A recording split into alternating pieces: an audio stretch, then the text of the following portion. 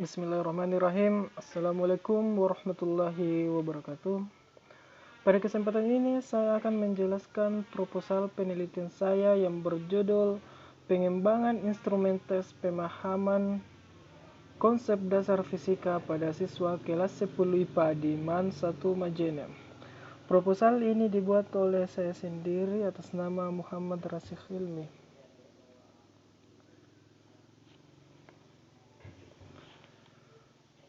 Selanjutnya saya akan menjelaskan tentang bab 1, yakni latar belakang kenapa proposal penelitian yang berjudul Pengembangan Instrumen Tes Pemahaman Konsep Dasar Fisika pada kelas 10 IPA di MAN 1 Majene ini dibuat. Yang pertama, kita ketahui bersama bahwa ilmu pengetahuan di dunia ini sudah berkembang begitu pesat, sangat cepat. Akan tetapi negara kita masih tertinggal beberapa puluh tahun dibandingkan negara-negara maju seperti Amerika. Olehnya itu, kita sebagai warga negara Indonesia harus berjuang bersama untuk memajukan pendidikan kita. Selanjutnya, oleh karena itu, pendidikan di Indonesia harus kita bangun bersama. Seperti salah satu hal mendasar untuk kemajuan negara kita adalah perbaikan di bidang fisika. Karena fisika merupakan salah satu bidang fundamental paling dasar, ilmu pengetahuan paling dasar untuk mengembangkan ilmu pengetahuan dan teknologi Indonesia. Selanjutnya, mengapa sih instrumen ini dibuat? Karena kita ketahui bahwa di sekolah saya MAN 1 Majene itu minat belajar fisikanya itu sangat kurang. Ini diakibatkan oleh berbagai macam faktor, diantaranya kemampuan memang kurang memadai. Sebenarnya kemampuan itu bisa saja kita perbaiki dengan cara belajar. Namun, jika kita belajar terus-menerus, tetapi kita tidak bisa paham, bisa jadi ada hal yang tidak kita ketahui, yakni dasarnya.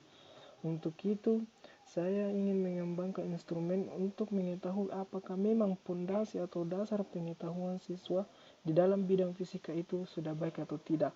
Kalau tidak baik, maka kita bisa perbaiki itu untuk menghasilkan generasi yang unggul. Hasil belajar yang kurang memuaskan itu akibat dari ketidakseriusan dalam belajar. Ketidakseriusan dalam belajar itu juga bisa diakibatkan karena siswa langsung belajar materi-materi yang selanjutnya tanpa mereka sadar bahwa materi sebelumnya dan materi yang paling dasar itu belum mereka ketahui. Harus untuk menghasilkan generasi unggul harus kita belajar dari dasar dulu. Maka dari itu saya ingin mengembangkan instrumen apakah siswa ini sudah paham dasarnya fisika atau tidak. Kemudian selanjutnya, rumusan masalah. Rumusan masalah yang timbul dari penelitian ini adalah bagaimana pengembangan instrumen tes ditinjau dari segi teori. Yang kedua, bagaimana validitas dan reliabilitas instrumen tes pemahaman konsep dasar fisika yang akan dibuat ini. Kemudian selanjutnya, bagaimana efektivitas dan efisiensi dari instrumen yang akan dikembangkan. Selanjutnya, tujuan penelitian. Adapun tujuannya yaitu untuk mengetahui pengembangan instrumen tes yang ditinjau dari segi teori. Yang kedua, untuk menentukan validitas dan reliabilitas instrumen tes pemahaman konsep dasar fisika yang dibuat. Selanjutnya, untuk mengetahui efektivitas dan efisiensi instrumen yang telah dikembangkan tersebut.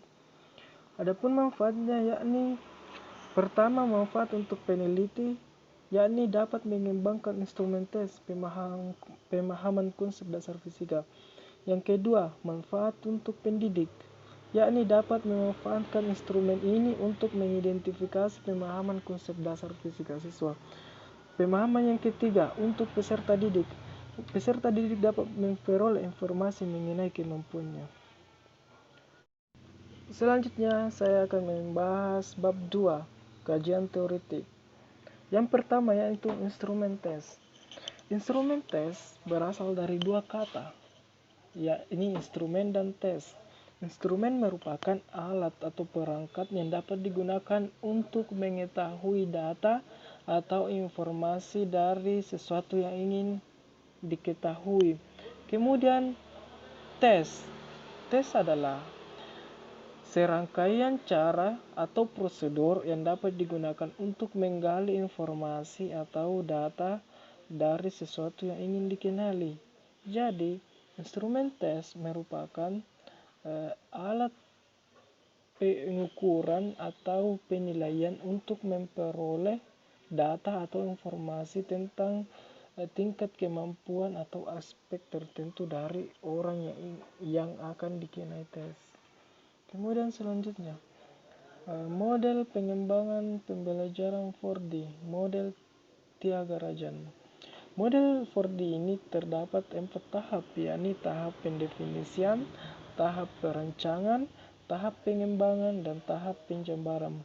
Pada tahap pendefinisian, sini merupakan tahap di mana instrumen yang akan dikembangkan itu dianalisis awal dulu untuk mengetahui bagaimana langkah-langkah selanjutnya dan bagaimana pengembangan selanjutnya. Kemudian tahap perancangan. Tahap perancangan merupakan tahap di mana instrumen atau butir-butir soal mulai dibuat. Kemudian tahap pengembangan, ini tahap di mana tes yang telah dibuat itu dikembangkan jauh lebih jauh untuk memperoleh instrumen tes yang efektif dan efisien. Selanjutnya ini tahap penjabaran, di mana tahap ini merupakan tahap untuk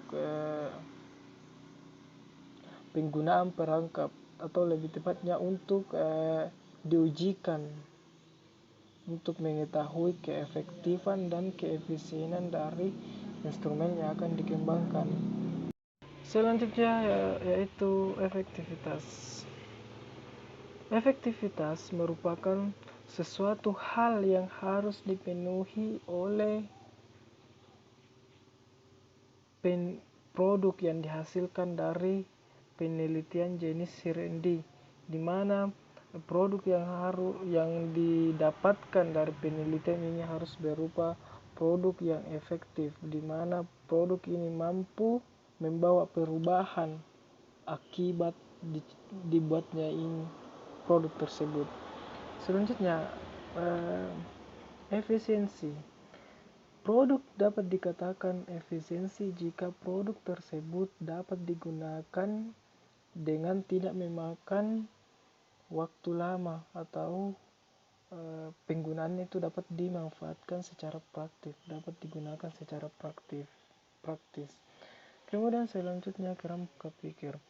Adapun kerangka pikir yang muncul dari proposal penelitian ini yakni diawali dari siswa, kemudian dari proses belajar. Dari proses belajar itu kemudian dilakukan tes sampai menghasilkan hasil belajar. Dari hasil belajar sendiri itu dalam mata pembelajaran fisika setidaknya ada 2 hal yang mempengaruhi hasil belajar. Yang pertama, kemampuan pemahaman konsep, dan yang kedua, kemampuan matematis. Kemudian selanjutnya, bab 3, yakni metode penelitian.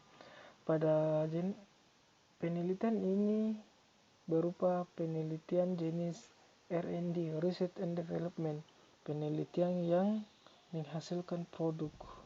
Adapun model yang digunakan dalam penelitian ini yakni model 4D yang telah dijelaskan sebelumnya. Kemudian tempat dan waktu. Penelitian ini direncanakan akan dilaksanakan di Satu Majene yang beralamat di Jalan Sultan Hasanuddin, Kecamatan Banggai Timur, Kabupaten Majene, Sulawesi Barat, yang akan dilaksanakan pada bulan Agustus tahun 2021 sampai dengan bulan November tahun 2021. Adapun subjek cobaannya yakni siswa kelas 10 pada semester ganjil tahun ajaran 2021 dan 2022 khususnya pada jurusan IPA. Selanjutnya, tahap pengembangan. Pada tahap pengembangan ini terdiri atas 3 tahap. Yang pertama, tahap pengembangan butir soal, kedua tahap validasi, dan ketiga tahap uji efektivitas dan efisiensi. Kemudian teknik pengumpulan data yakni teknik observasi, validasi lembar pakar, dan tes. Selanjutnya teknik analisis data. Pada teknik analisis data itu dilakukan sebanyak 4 tahap. Yang pertama tahap validasi, di mana tahap validasi ini dilakukan ada dua kategori. Yang pertama tahap untuk uji pakar, yang kedua tahap uji validasi empiris.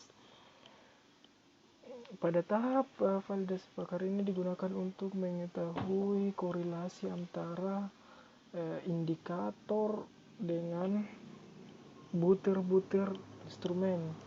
Kemudian selanjutnya pada tahap validitas empirik ini dilakukan untuk mengetahui bagaimana kevalidan suatu butir. Kemudian selanjutnya yakni tahap uji reliabilitas,